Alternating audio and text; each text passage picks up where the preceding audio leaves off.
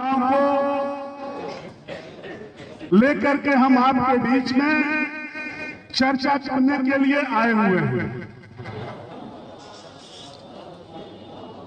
मेरा सिर्फ और सिर्फ इतना निवेदन है, चूंकि हमारे बीच में हमारे क्षेत्रीय अध्यक्ष जी, हमारे दबंग विधायक जी, मुख्य अतिथि जी ये विषय को रखेंगे, लेकिन मैं इतना जरूर बता देना चाहता हूं कि भारतीय जनता पार्टी के यशस्वी प्रधानमंत्री आदरणीय परम आदरणीय मोदी जी और प्रदेश के मुखिया योगी जी ने जो किसानों के लिए किया है, जो आम जनमानस के लिए किया है, वो पूर्वत की कोई भी सरकार वो सुविधा नहीं थी आपके बीच में। और आपका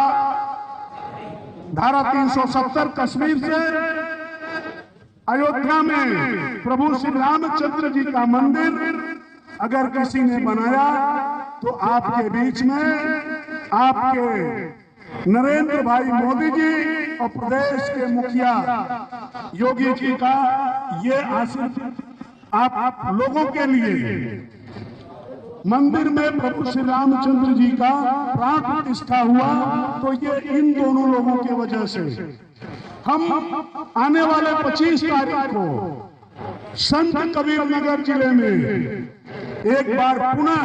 कमल के बटन को दबाकर भाई प्रवीण निषाद जी को जिताकर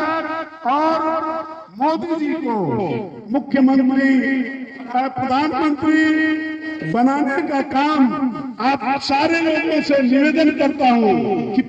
आने वाले 25 तारीख को कमल के बटन को दबाकर और दिल्ली की कुर्सी परम आदरणीय मोदी जी के हाथों में आप सारे लोगों को देना है। इन्हीं शब्दों के साथ मैं आप सारे लोगों का पुनः हार्दिक बंधन अभिनंदन। देश में रहने वाले 140 करोड़ परिवारजनों को कैसे माननीय मोदी जी लाभान्वित कर रहे हैं, सभी को विकास की मुख्य धारा से जोड़ने का काम कर रहे हैं और सभी के अंदर आज के दिन में देश प्रेम भावनाओं को अपने उस सनातन संस्कृति के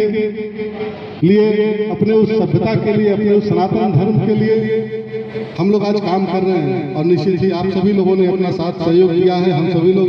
भारतीय जनता पार्टी के सिपाही हैं और 2014 से लगातार हमने माननीय मोदी जी के हाथों को भारतीय जनता पार्टी की विचारधारा को अंगीकृत करके भारतीय जनता पार्टी की मजबूत सरकार बनाने का हम लोगों ने काम किया। लेकिन जो नारा लगाते थे हम कि जहां हुए बलिदान मुखर्जी वो कश्मीर हमारा है, रामलला हम आएंगे, मंदिर वही बनाएंगे, 2014 से लेकर 19 तक हमारी सरकार थी, लेकिन वो सपना हम लोगों ने साकार नहीं कर पाया था। क्या भैया साकार कर पाए थे क्या? लेकिन जब 19 में एक नारा आपके बीच में आया था कि अब की बार 300 पार, फिर एक बार मोदी सरकार, ये आया था कि नहीं आया था? कि अब की बार 300 पार, फिर एक बार मोदी सरकार, और हमने 300 पार करके जब दिखाया तो धारा 370 हटी कि नहीं हटी? हट गई कि नहीं हट गई? और राम मंदिर बना के नहीं बना, 33% महिला बिल का आरक्षण लागू हुआ, 10% का ईडब्ल्यूएस का कोटा आरक्षण लागू हुआ, नई शिक्षा नीति बनाई गई, सीए का कानून पास हुआ और उस नई शिक्षा नीति में पिछड़ों का भी आरक्षण उच्च शिक्षण संस्थानों में सुनिश्चित करने का काम किया गया। अब की बारी आई है 400 पार की। बोलिए भैया 400 पार की है कि नहीं है? दिन प्रतिदिन हम लोग मजबूत होते जा रहे हैं, नहीं होते जा रहे हैं? भारत माता की सेवा करते हुए हमारे बीच में जो 2 सनातनी है, माननीय योगी जी, मोदी जी ने हमारे इच्छा अनुसार और हमारे बीच में एक अनुकूल माहौल बनाने का काम किया और उस की देन है कि आज हम लोग हर घरों में, हर जगहों पे पहुंच के जो विरोधी हैं कि आज कहते हैं कि गरीबी हटाओ, मोदी हटाओ, संविधान बचाओ, ये सारे नारे जो लगाने का काम कर रहे हैं, उनके पास कुछ है नहीं, कुछ बचा नहीं है, उनकी न विचारधारा बची है, न उनके नेता बचे हैं।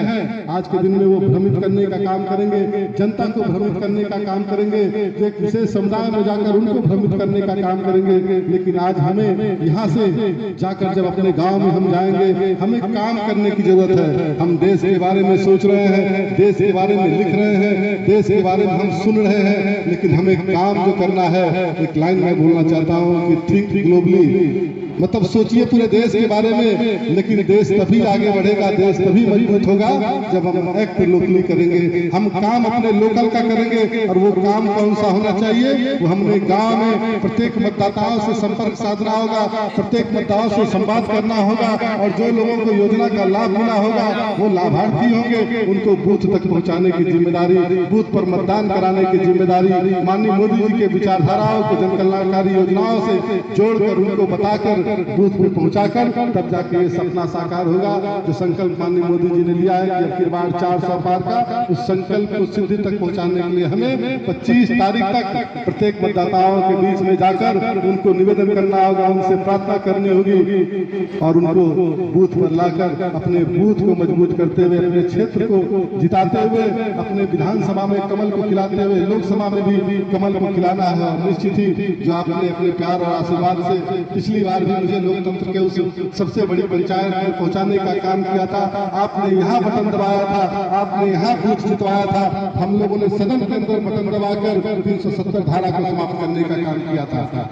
यह ताकत आप लोगों की है, आप लोग बूथ पे लड़ाई लड़ते हैं, निश्चित ही आपके मान सम्मान में कभी कहीं कमी नहीं महसूस होने दूंगा। और जितनी भी समस्याएं क्षेत्र की जनता के द्वारा, हमारे पदाधिकारियों के द्वारा बताने का काम किया गया, उन सारी समस्याओं के निस्तारण के लिए हम लोगों ने काम किया। कुछ वादे पूरे कर दिए गए होंगे, कुछ काम पूर्ण हो गए होंगे, कुछ अभी बाकी होंगे, कुछ अभी आगे भी करने हैं। उसके लिए हमें 400 पार करना है, मोदी जी की सरकार बनानी है, मोदी जी के हाथों को मजबूत करना है और भारतीय जनता पार्टी को उस सर्वोत्तम ऊंचाई पे पहुंचाने का काम करना है जिसका सपना हम सभी लोगों ने देखा है। तो आज जाते कुछ न कहते हुए आप सभी का एक बार पुनः आशीर्वाद लेते हुए, आप सभी को प्रणाम करते हुए, समस्त मंच को प्रणाम